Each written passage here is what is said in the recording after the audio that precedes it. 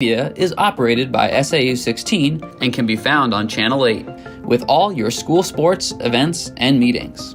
You can watch Exeter TV online at exeternh.tv, Apple TV, and on Roku. Find us on social media for extra content. Subscribe to our YouTube channel and hit the bell to get notified about live streams and new content. Tune in to our platforms every other Friday to watch the Exeter Biweekly Report with recaps of recent events, updates from town departments, and messages from nonprofits in your area. If you head to our website, exeternh.tv, we invite you to sign up to our newsletter to receive monthly updates about new content, upcoming meetings, and more. We'd like to thank you for taking the time to watch Exeter. Thank you for tuning in to Exeter TV.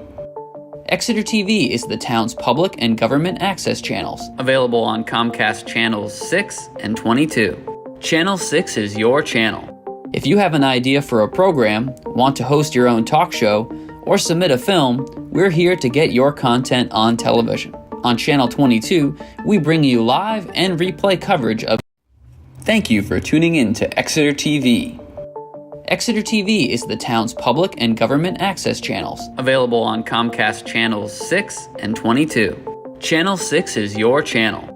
If you have an idea for a program, want to host your own talk show, or submit a film, we're here to get your content on television. On Channel 22, we bring you live and replay coverage of government meetings and other town updates. A third channel, Blue Hawk Media, is operated by SAU 16 and can be found on Channel 8 with all your school sports, events, and meetings. You can watch Exeter TV online at exeternh.tv, Apple TV, and on Roku. Find us on social media for extra content. Subscribe to our YouTube channel and hit the bell to get notified about live streams and new content. Tune in to our platforms every other Friday to watch the Exeter Biweekly Report with recaps of recent events, updates from town departments, and messages from nonprofits in your area. If you head to our website, exeternh.tv, we invite you to sign up to our newsletter to receive monthly updates about new content, upcoming meetings, and more. We'd like to thank you for taking the time to watch Exeter TV and hope that you tune in to our other content as well.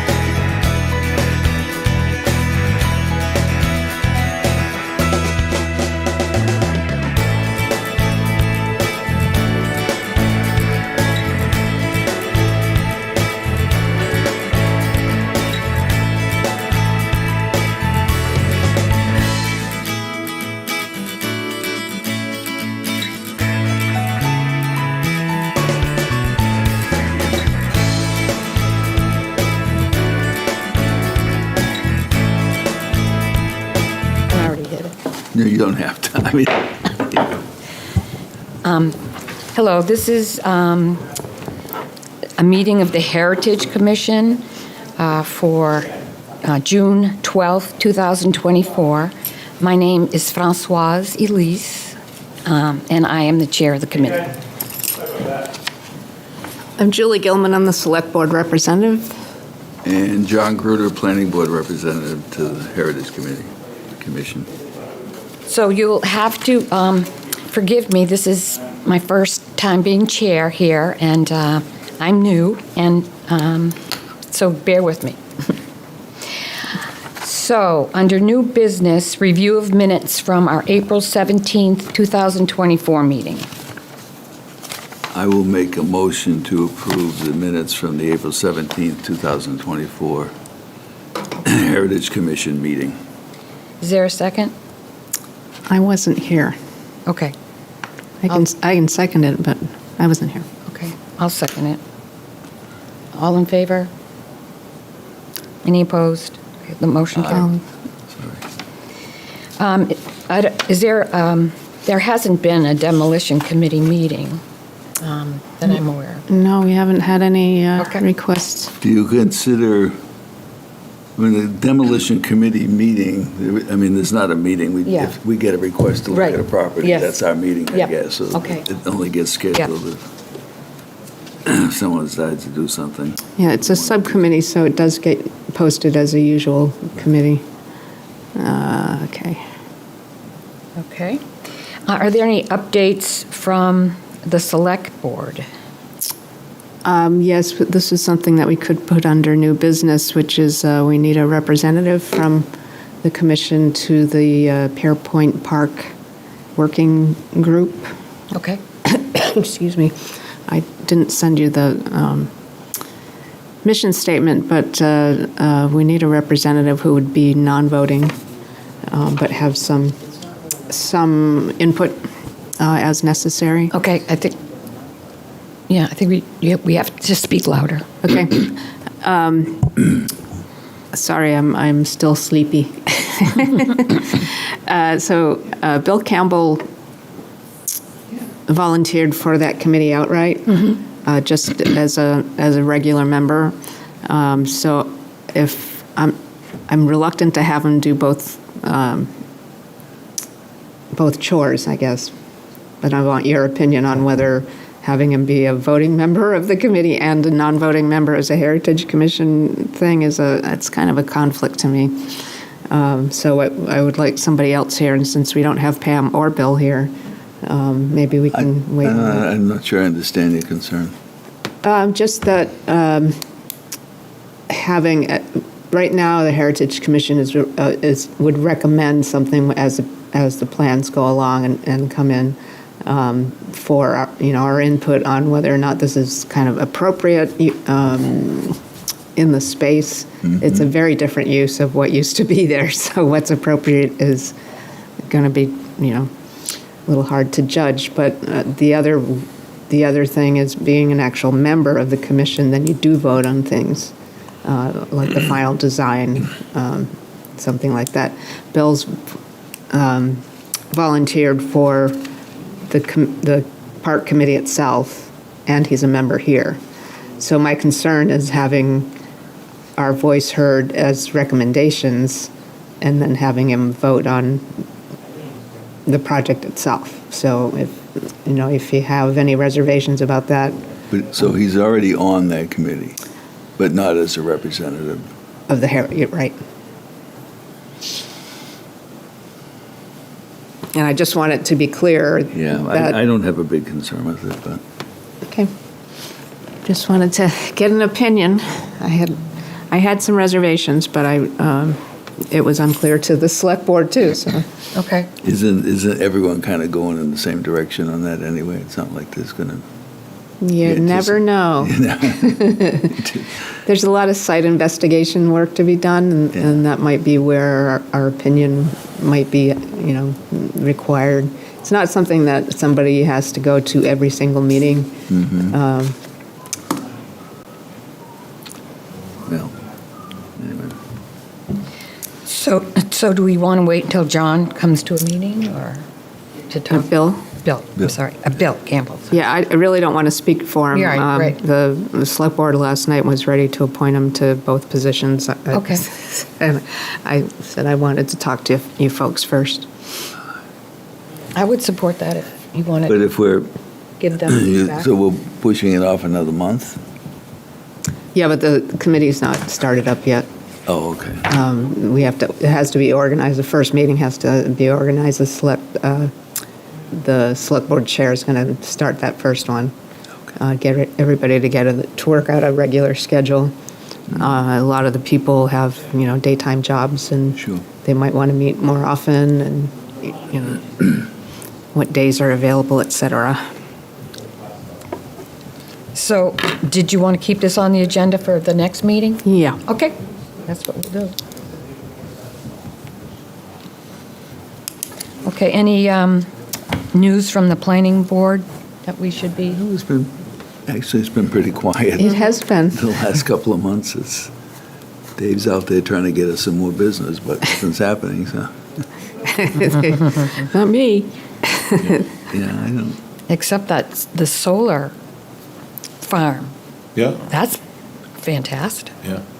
It's fantastic. On the Crossroad landfill.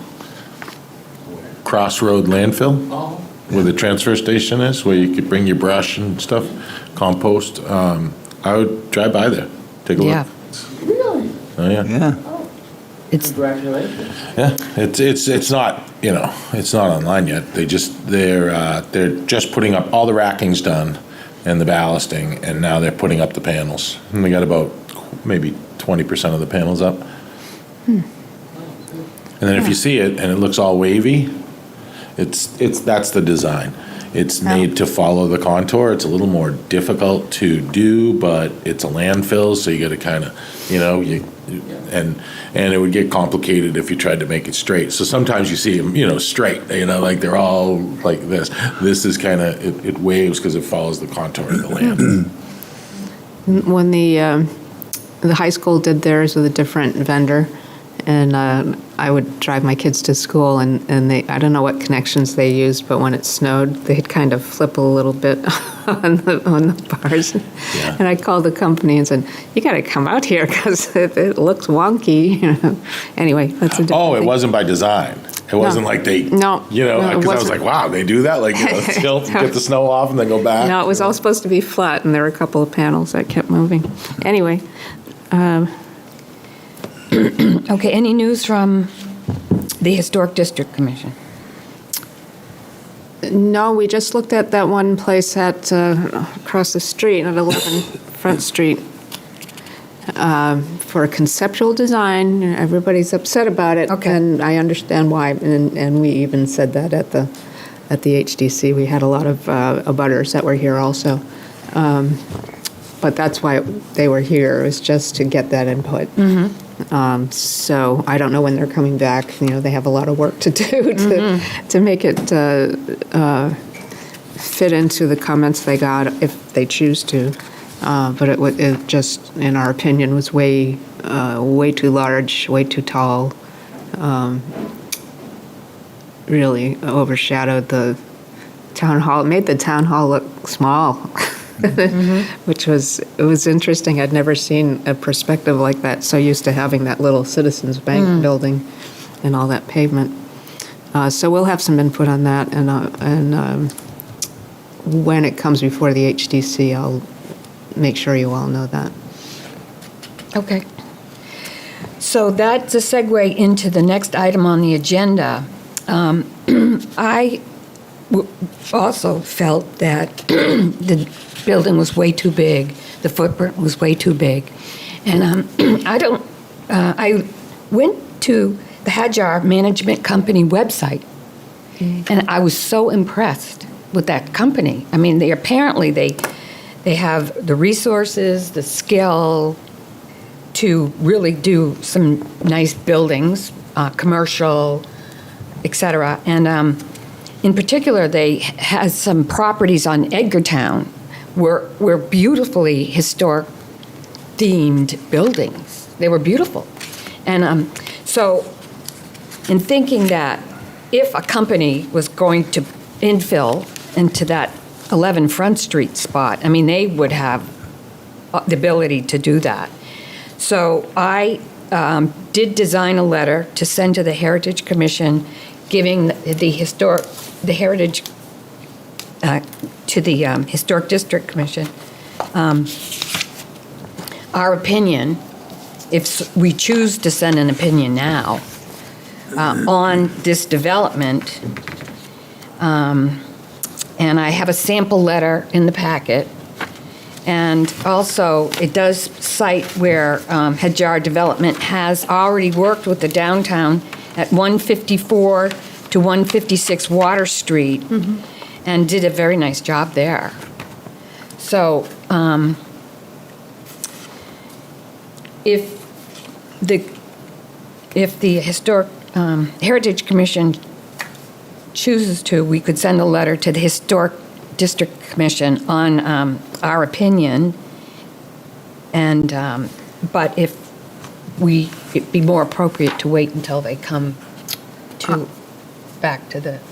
I would wait.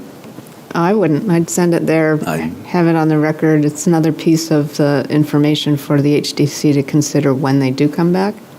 I just don't know enough about it to.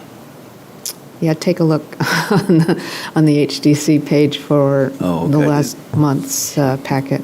Do we could wait, keep it on the agenda, and so I did cite where. I'm not saying this, it wouldn't be good, but I don't know enough about the project. It's going to, it came as a conceptual design for input from the HDC. And Yeah, I think I saw the picture of the design. Yeah. I don't have a lot of detail. Yeah, and well, they don't either. And I know management companies, if their website didn't highlight the best stuff they did, then they'd be crazy. So I'm not sure. And a lot of them do things. Developers do things that are very good, and then things that aren't so good. Right. But Well, I'm not ready yet. I think I'd send it anyway, so it's in the minds of the members the next time we see the project. Okay. And we can also have it in the packet again as necessary. The HDC hasn't been meeting a whole lot either. So I don't even know if they have a meeting this month. So I approved the letter. Do we normally do this? I don't Not remember. that I'm aware of, but Yeah. yeah. We haven't had much occasion to do so. Yeah. I think you can. I'm a little concerned, like when you say the building is too large, encroaches on the congregational church. Okay. Right. Well, there's building setbacks, and they meet those setbacks. Okay. So Okay. what are we saying here? Yeah. Too large to you might be small to me. Okay. So Yeah. I would avoid saying those Okay. kind of things. Yeah, all right. Overbearingly large. I get that. That's because they're asking. They came in above the height. Yes. That's allowed. Okay. I think you can speak to that, and I think, overbearingly high. But when you talk about the building The mass. coverage or the footprint of it, it's allowed by our zoning. So, Yeah, and that's what was at the HDC. We made a point of that. yeah. John, you The need HCC uses the, John, you need to use a microphone somewhere. You can go up there. Sorry. Or just share David's or something. And just introduce yourself as an alternate. John Merkel speaking. I'm a alternate to the Heritage Commission. The Historic District has the term scale in it, and it was clear that that particular proposal was out of scale Yep. to the Historic District. Yeah, that's what wasn't what I was saying. It's just when you talk, if they come in with a proposal that meets our regulations, Yeah. you're I think hard pressed to say, oh, it's too big. You're going to make it smaller. Well, our ordinance allows you to make it that size. Okay. Right. That's a tough one. Okay. I don't. So, And unfortunately. like, I get it where they're asking for more than the ordinance is allowed. That's where you can say, hey, Okay. don't let them do that. No, they've just maxed out the footprint that meets the code. Yeah.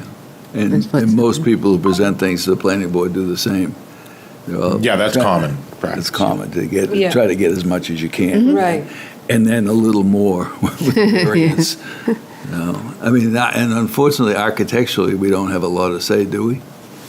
Well, that's where you have most of the say, is the Historic District Commission, is what the building looks No, like. he's talking but about the planning board. doesn't.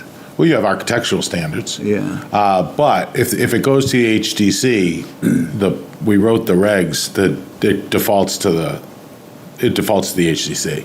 So you have architectural standards. If it's not in the historic district, you have those that apply. Okay. Like, we're talking a recent proposal that's in front of the planning board now. We're talking about the architectural standards. But if it goes in front of the HDC, we wrote it, we'll give deference to the HDC and consider the architectural standards met, because there's no way the HDC is going to approve something that doesn't meet our site plan architectural standards. I mean, they're kind of they're a much lower bar than the historic district guidelines.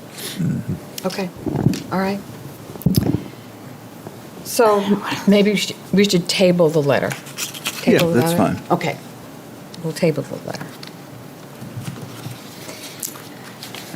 When are you next meeting? The HDC, Yeah. we're scheduled for next week, but I don't know that we have any applications. Let me just be sure.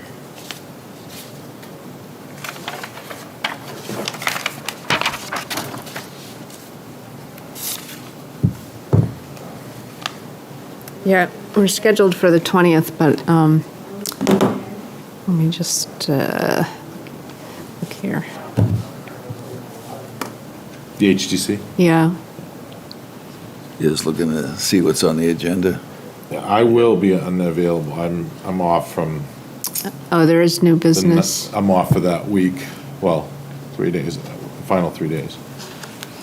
It's just a window replacement. So, yeah, it's just a window replacement, so it's not that project across the street, so we can wait. Okay. Window replacement, so it probably doesn't meet the minimal impact standards? Because that would be a minimal impact if they're replacing them in kind. Well, it went through whoever applied, whoever was dealing with the Yeah, application, okay. so it must be a lot. Yeah, must be like wood to vinyl or 6/6 to 2/2 or whatever. Something needs to be changing. Okay. All right. Okay, so in order to get up to speed on the Heritage Commission, I did review different plans that the town has. So I asked Dave to give us an update on the master plan and the Heritage Commission's role in the master plan progress. So you want me to take it from here? Yeah, that'd be great. And in your packet, we have a chart on the items that the Heritage Commission is involved in. Yeah, as folks know, we have an action agenda in the master plan. And it says what the action is, and then it says the town lead, town support, identifies the town lead, what department, what board, if so forth. Then the town support, who kind of provides support for it, doesn't take the lead, but provides support, and then the time frame. And there are 3 that actually have the town lead is to be determined, because there wasn't any staff for the Heritage Commission at that time. And the town support was the Heritage Commission. In steward, under steward, there's 6 action items. Under steward, 4A, 4B, 4C. And I'll read them each one by one and go over them. 4A is inventory and prioritize historic resources within and outside of historic districts that need improvements. And what I did when I did an analysis several months in February, I did an analysis of it. I said, this item is being worked on. One of the things we've done, the town identified Winter Street Cemetery as an important resource, applied for and received a grant to perform some rehabilitation work on the grave sites and markers. The town also funded tree removal in the cemetery and conducted a historical survey of the Park Street area through a certified local government grant. The town recently received a certified local government grant to conduct a survey of historic properties in the Pine Street area. So kind of that work. I mean, I don't know if you Yeah, could ever complete this work. It's Yeah, more, right, maybe you could. right, It, it'd take some time. I mean, yeah, you could, I guess. But then by the time you complete it, there might be other historic Right. resources that need improvements at that point. Yeah. So it's kind of an ongoing thing. That's what we've done to date. But there's, certainly other things that you could do to work on. In doing that, the 24A, when we prioritize historic resources that need improvements, where do we begin? Well, you picked the Winter Street Cemetery. You Yeah. identified that as a historic resource that needs improvement, so we focused on that, and we went and got a grant. And I think you spearheaded most of this, the couple of surveys with the CLG grants, Yeah. to maybe identify, hopefully that identifies some historic resources in there that we can prioritize. That's a place to start. I get what I know, you're saying. it's like wander we're- around town and say, hey, that one needs some help. Yeah, because it also says outside of historic districts as Yeah, well. yeah. And then it comes the question, if you do identify private property outside of the historic district, or even in it, what can you Offer. offer? There are things you could create, and, programs you could create, but it would all take, kind of funding and administration.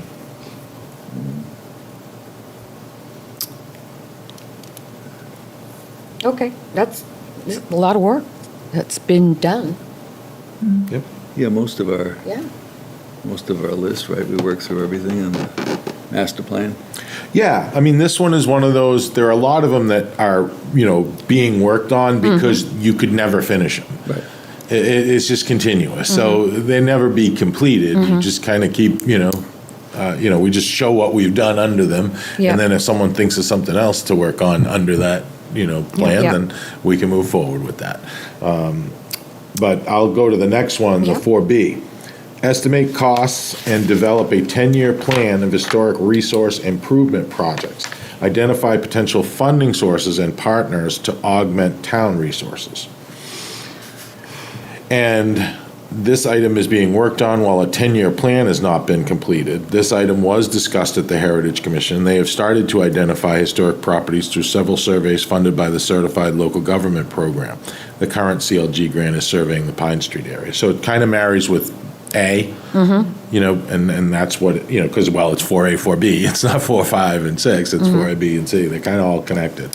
Well, the 10-year plan can also include training opportunities, like the National Association of Preservation Commissions that we did once before, and also, what the Preservation Alliance does, hosting our own different heritage commissions get together for topical workshops. It'd be nice, one of the things that's happening across, 5 states, I went to a seminar or Zoom with representatives from all of New England plus New York about the concern that preservation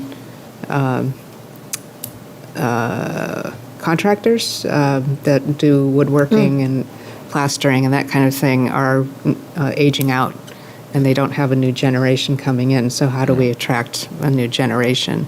So that's something that, we can try to find, I think, a connection to the high school trades. They have a building trades course of instruction that I contacted once, and they did have a young woman that was interested, but I don't know the result of it, whether she worked with anybody. I gave her the contacts, et cetera, and she was very excited, but I don't know. Some of them can pay and some of them cannot. So that's, an example of one of the things that we can put in a 10-year plan is to help find in some way through programming or presentations that to the high school or UNH or somewhere to call for a new life plan.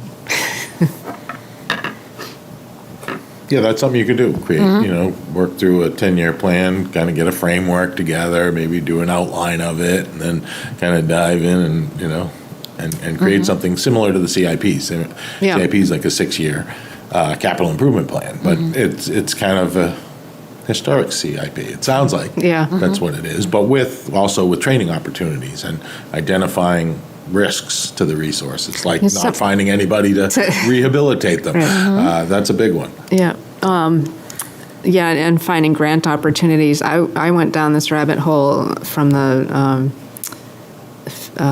National Preservation, or the Secretary of Interior Standards website anyway, and they have different grant opportunities. And I actually found one that actually funds private work.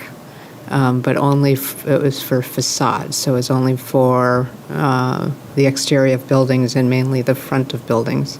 And then I lost it. I tagged it, and something happened. So I'll find it again, because everybody asks, is there any money we can get to do this when they're coming to? We ask them to save parts of their property at the HDC level. So that's one of the things in the 10-year plan, is to identify there are grant resources that I know there are, but I don't know what they are. The New Hampshire Preservation Alliance has a list. The Division of Historical Resources has a list. They overlap, but there's more. I know there are more out there. Well, I can't tell you the exact name of the workshop that's going to be taking place, but it is on the building trades, and I think it's in Hanover. And I saw it coming across an email, and I had thought that might be an opportunity to sponsor a student, send the student to this workshop if Good idea. we have advanced knowledge of all this. And Sure. I through our Natural Resources Planner, actually, I have the contact for the building trades curriculum head. So if we can send that information to him, Okay. that would be great. Do you remember when it is? It's soon. So it's coming up quickly, so I don't know if we could do a lot of background work, but I can send you the information when I find it. That would be good. But if we were prepared for something like this in the future, that might be something we could do. And the final one is that we ready to move on to the final one? Yeah, the final one, 4C, is update waterfront commercial historic district National Register survey. And this item has been completed. And this item was discussed, and due to the number of changes in the district, it was decided that an update would not be pursued. So while an update wasn't done, we decided, so we're not pursuing an update, and so that item is no longer, it's been completed. So you can say completed. So we can say completed on that. Okay. I think that was, I don't know if that was the HDC or the Heritage Commission or both. That was me. Okay, I knew it was part of you, yeah. I knew it had something to do. I brought it up here, I think, and as something we ought to consider. But then after talking to a preservation planner, said, don't touch it. Things have been removed, but the history is there, and we might lose the register recognition if we did it again. Oh, We've lost enough properties, and the IOCA changed and that kind of thing. okay. Well, I wasn't familiar with a lot of this, so thank you very much for giving us an update. Yeah, you're welcome. And then my understanding is going forward with a new master plan, the Heritage Commission would be involved in giving input? Oh, absolutely. I mean, everyone's welcome. Yeah. It's the last time we had over about 1,000 people provide input that included pretty much everyone from all the boards and so forth. So there'll be ample opportunity when that process comes again. It's in the CIP for a few years from now, but there's been some talk about possibly moving it up since due to the number of, tasks that have been completed or are being worked on, so to update it sooner than that, but it's, within the next several years, we'll start that process again. Thank you. On the next item, Before we go on number 5 on the steward action, in the master plan was work with local art organizations to promote art installations in public spaces. Yep. We haven't done anything with that. Well, when we designed the pocket park right over here, on, The small one on Water Street? correct, and then the municipal, at the end of the municipal lot? Yeah. Right on the sidewalk, we had a space, we made a space for like public art display. Yeah. But that never went anywhere and got funded. I do intend to, part of the Pearpoint Park, bring that up as something, as an opportunity, so. But we haven't done much on it. The Arts Commission has talked about that, we don't have enough public art. And I was the chair, the select board representative at the time, and, they were talking about murals and things, and we don't have that much public space to, downtown to be able to do that. I don't know if Founders Park is an opportunity. We do have that one sculpture in there, but that was sponsored by the town. We have no say over Swayze Parkway, Gilman Park's way out on the edge of town. So I just couldn't come up with a public place. And you can look at examples of what have happened in other towns, and they were talking about one particular building, and it's like private property. Go ask the owner. When we can't say put it there. So that's where it was left. What I envisioned was, outside the pocket park, what I envisioned this to be like in the downtown area, obviously. And when you do, we just got the final report on the traffic, pedestrian traffic and flow analysis. And just I think yesterday or something. But anyway, there's a lot of projects in there that are downtown that widen intersections, create bump outs. And I was like thinking you could do like one piece, like one piece on each corner. When you have a sidewalk, like right across here, that would be a perfect spot. It's kind of a no man's land. There's a bench there, and then you put something, like some sort of art, that's it doesn't block traffic, doesn't block things. So you don't have it like all in one spot. You have it kind of sprinkled throughout the throughout the town. I think that would be a cool opportunity. So I think we can look at that. I'll pass that on to the chair of the select board is the select board representative to the Arts Commission. So I'll pass that on to him to bring up at their next. And then one thing I heard, I haven't looked into it yet. I just heard it the other day that I think it's Dover. Requires public, if you have a project downtown, they require public art as part of the site plan. Wow. And I was like, okay, but I guess they give you something else, like they, they're like, Sort of like a okay, density that's bonus. that's the way I was explained. It's kind of like, okay, you don't have to do this if you do this, so, that's an opportunity, and the MUN's an opportunity, but MUN doesn't talk about necessarily public art. It talks about streetscaping and benches and street trees and so forth. But there could be an opportunity there if any project comes forward.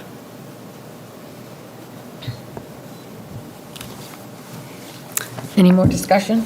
Not on that one. And 6A, the prioritize improvements for the town hall.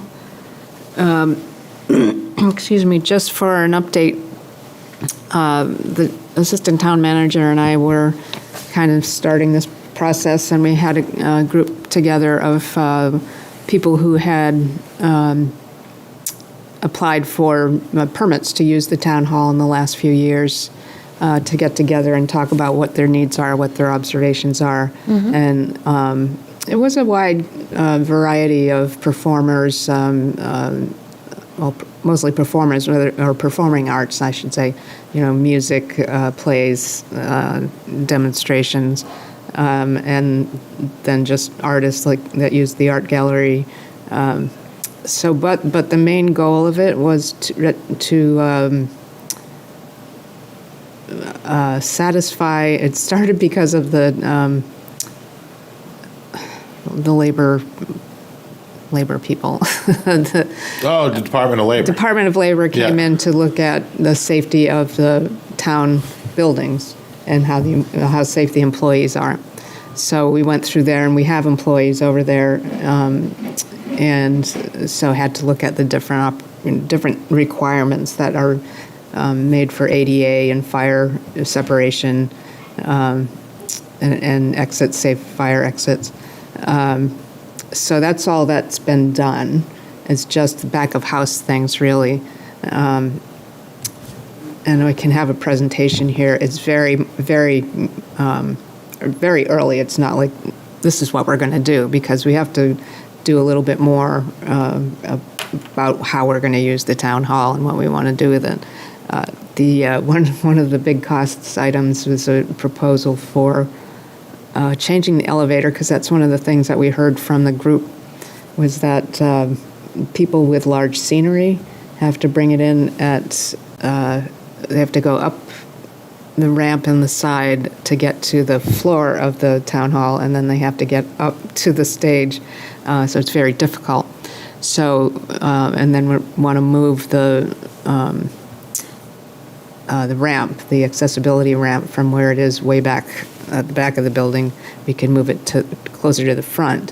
So that means that the elevator could stop at the grade level, which is and then at the town hall, the main hall floor level, and at the stage level, and at the art gallery level, and down at the basement for folks who need to use the bathrooms. The bathrooms would become interior, accessed on the interior as well as the exterior. So these are the kind of things that we were looking at. That's the extent that it went, plus a proposal for HVAC, which is the biggest thing people talked about. It's too cold, it's too hot, we can't control it. But just a guesstimate at that is over $3 million. And so that's the beginning. And like I said, that's just things we know we have to do. We didn't talk about lighting or the sound system or anything like that. It's a whole different criteria involved. But it was only interior work. There isn't anything to do on the outside except for maintain it. And that we can get, if and when it comes up, we can. If we do this, it will take that rusty old fire escape off the side of the building, which would be fabulous. So that's one of the bonuses. Well, So we don't have a role in it yet. okay. Except for to advocate at some point. It's not, we may be making a presentation to the select board, but it's not a priority at this time. Okay. So that would be a segue into the last item under new business. Are there any items the Heritage Commission should be addressing in the 2017-2022 capital improvement program? So would the items on City Hall improvements be put into, are they in a plan or being put into a plan? It's not Okay. in the condition to even really say, that let's put this on the CIP. Okay. We want to get it done right now. It's really schematic work right now. Okay. So it's instead of 2017, 2022, you mean the 2024, 2029 CIP? Okay, all right, there's a 2024, 2029? Every year. The upcoming CIP. Okay, yep, Yep, the All upcoming right. CIP is going to be the 2024 to Okay. 2029. okay. Or is it, wait a minute. It's 6 No, it's years. going to be 2025. Yeah. Sorry, 2025 to 2030. Okay. Because it's 24 now. Right. so- All right, yeah, And we're all right. preparing it for Okay. next year. All right, So I think that's what it is. Well, And we're not, the deadline for submittals is June 21st from the department heads. And then we meet informally, with the town manager and kind of, go through them, and then it doesn't go to the planning board until end of July, beginning of August. So we really don't know at this point what's going to be in it, what's not. Do we Okay. want to Certainly flag it at the next, I'll keep an eye on it. And so- Yeah, and I was wondering if we wanted to put it as a placeholder with no, Well, that's what I would, if no money. you think you're going to do it within the next 6 years. yeah, that's the Then goal. you put it in 2030, or you put it in 2029. That's the purpose of the plan, just so you can kind of get it in there, get it on the radar screen, and then know it's going to come up, Yeah. And then sometimes it stays in the outer years, depending on, the What else is priorities at going the on. time. But, ideally, it kind of moves closer and closer, and then you get to a point where you fund it. So I would suggest, if you think it's going to be done by 2030 or sooner, you should put it in the plan. Okay, let's do that. Okay. I'll second that. Okay, all in favor? Aye. Aye. Okay, and that's to put, Put it on the City Hall. Town. Yeah, who is going to, I can send you a template Okay. of a CIP sheet, but someone has to write the general description, and then, just help me Mm-hmm. with that, like what is actually Happening. happening. Yeah. Yeah, because I haven't been privy to this. I mean, I went to one long time ago with the architect, a presentation. Yeah. I don't remember exactly, so. We would actually it- were thinking of presenting it to the select board, probably just for that purpose, to get it on the CIP radar. Okay, And we haven't scheduled that yet because we've had some other matters that, is there someone I can send the CIP sheet to that'll provide the general description? Would that be? I'm more familiar with the process. I certainly would share it, with, Yeah, just a general description of what is being proposed. That's what it is. So I'll work with you on that. I'll send that to you later.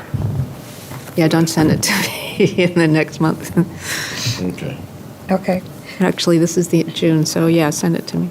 So should we keep this item on the agenda for updates? Yeah. Okay. Okay, great. Okay, so in reviewing the guidelines, the rules of the Heritage Commission, I did notice that once a year, the Historic District Commission and the Heritage Commission have a joint meeting. And I didn't know if there was like a certain time of year that this happens, or... We haven't done it in years. I was going to say. Have you ever done it? So no. No, okay. I would, You contact them and see if there's how they feel about it, and try to schedule something.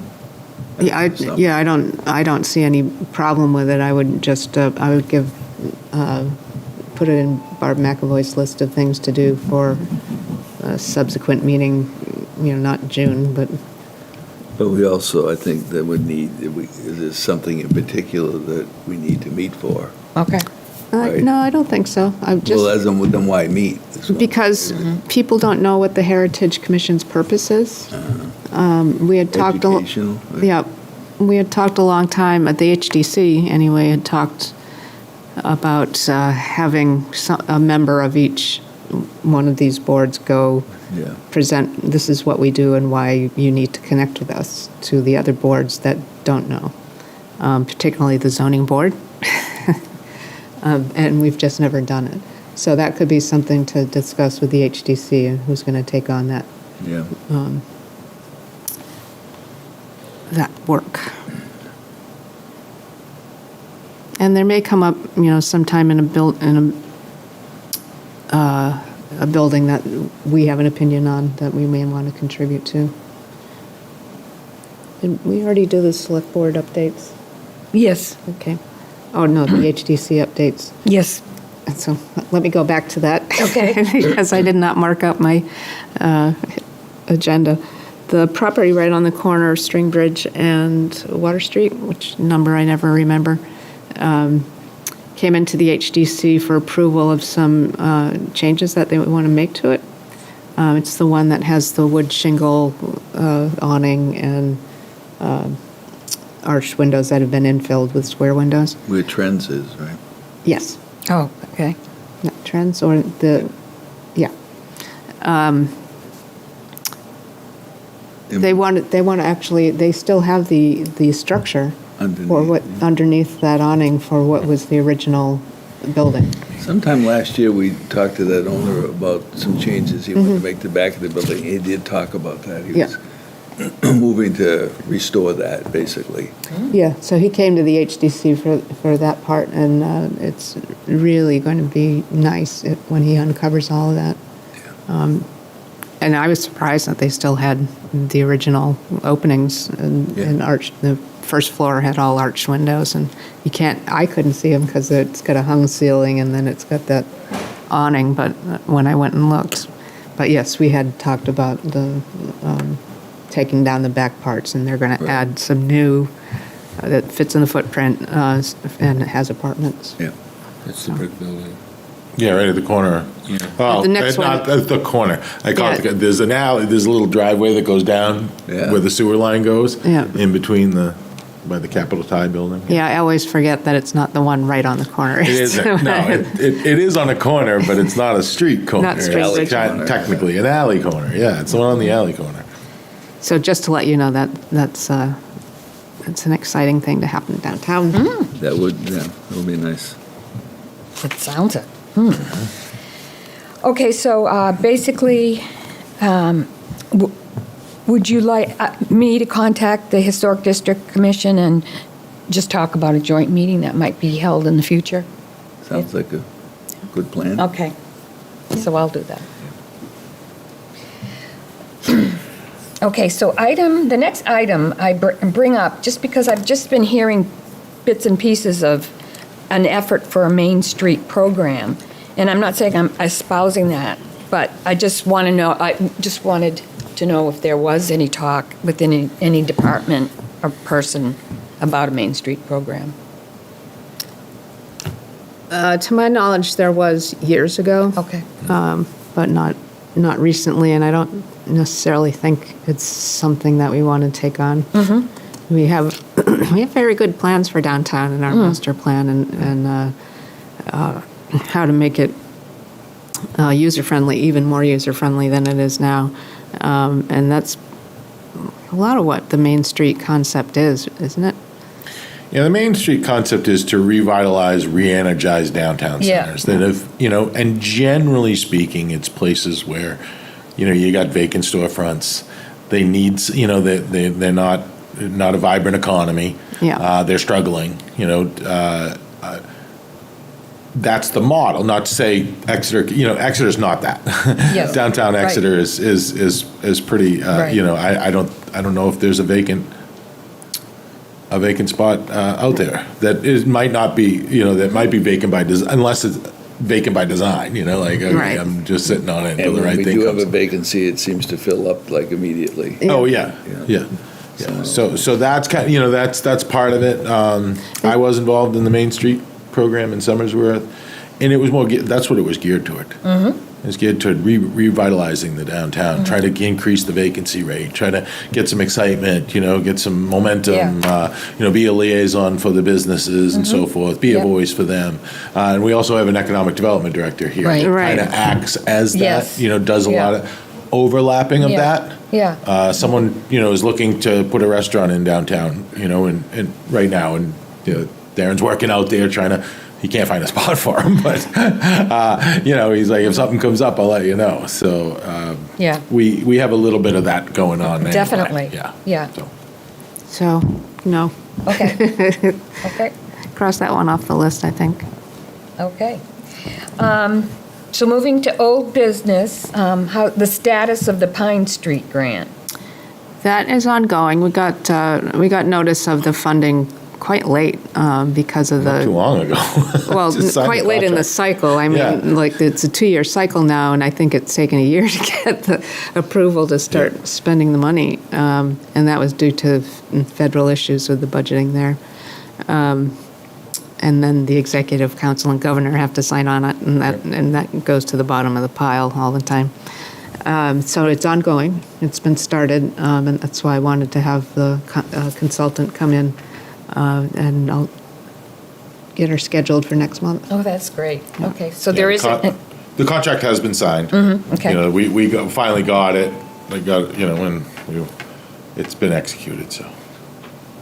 Okay, so great, so next month, we'll put that on the agenda, that the consultant, Is this my phone? yeah, will come. Yeah, Great. And then, so the next item is the status of the Heritage Commission line item in the town budget. I know I haven't looked into that. In Yeah. the past, all we've done is wrap up whatever money hadn't been spent and put it into the Heritage Commission fund. We have a separate fund Okay. to spend out of. We didn't do it this year just because I forgot. But we've never done anything like the Conservation Commission asks almost annually for a contribution of $50,000 to the special fund that they have. Okay. But they have a purpose, really, for their funds, and we haven't identified something that would cost something of that committee and- size. Yeah, you know, a grant matching thing, like if we want to do the NAPC camp program again, that was a matching grant that we had, I think we had money for. I don't remember how we matched it. I think somehow we matched the money, and it's quite expensive.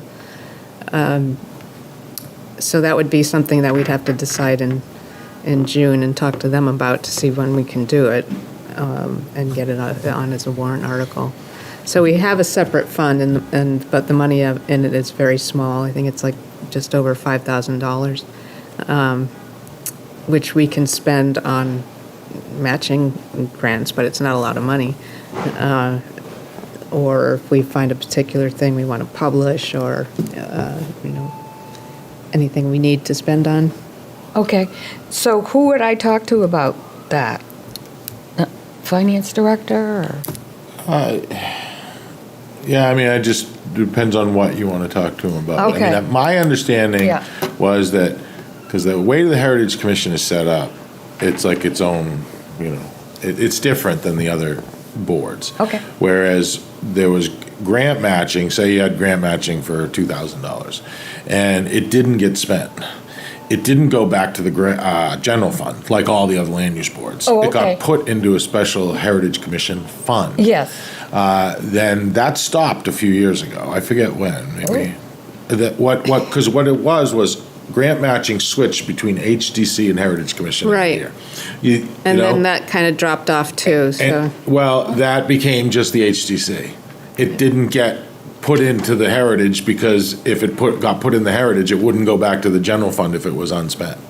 Okay. So if you put it in the HDC, the Heritage Commission could also, for the similar purpose, spend that money. But Right now, we just fund our recording secretary and Yeah. any little, some dues, I think, or. so if there is this, I think probably part of it was because there was no specific projects Okay. identified. It was just like, yeah, if a grant comes along, So they're like, well, if you have something and you have something specific that you want to do and you know how much it'll be, then, we should talk and somehow, Okay. figure out how that possibly could fit in the budget. Because the budget kind of comes from department heads to the town Yes. manager to the select board to the budget review committee, back to the Yep. select board, and then to the voters. That's kind of the, Many, Yeah. steps. Yeah. yeah, many, many steps. Yes. So, That would be under in our 10-year plan, I think, the things that we might want to fund. Yes, exactly. Yeah. Yeah. A workshop on this and a workshop on that, something, presentation on something. People always come if you have food. yeah, right, right. If you want to know what's in there, Yes. then talk to the finance director, Okay, Corey that's Stevens. what I'd like to. If you're just like, If there's okay, any money in there.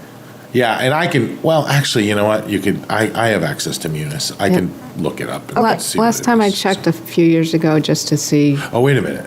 I only have access to the budget. I don't have access to that fund. Okay. So call Corey. Corey, Corey Stevens, yes. Okay. He can be able to tell you Okay, where it is I and will. what the balance is. I'll do that. And I Okay. believe for that, you are the agents to expend, so any monies that are spent on it needs approval from We the do have a Heritage treasurer. Commission. Who's treasurer, John? I think so. Yeah, I think so. Okay, yeah, I'd just like to know if there's money in there, how much money is in there.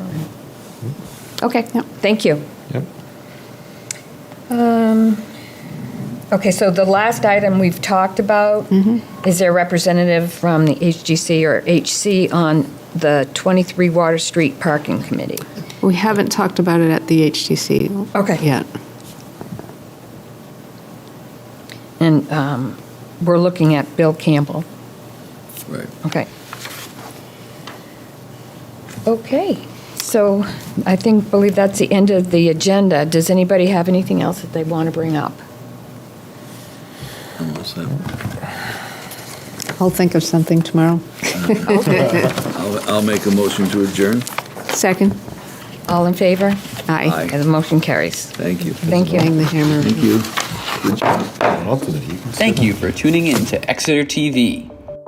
Exeter TV is the town's public and government access channels, available on Comcast Channels 6 and 22. Channel 6 is your channel. If you have an idea for a program, want to host your own talk show, or submit a film, we're here to get your content on television. On Channel 22, we bring you live and replay coverage of government meetings and other town updates. A third channel, Blue Hawk Media, is operated by SAU 16 and can be found on Channel 8, with all your school sports, events, and meetings. You can watch Exeter TV online at exeternh.tv, Apple TV, and on Roku. Find us on social media for extra content. Subscribe to our YouTube channel and hit the bell to get notified about live streams and new content. Tune in to our platforms every other Friday to watch the Exeter Biweekly Report, with recaps of recent events, updates from town departments, and messages from nonprofits in your area. If you head to our website, exeternh.tv, we invite you to sign up to our newsletter to receive monthly updates about new content, upcoming meetings, and more. We'd like to thank you for taking the time to watch Exeter TV and hope that you tune in to our other content as well.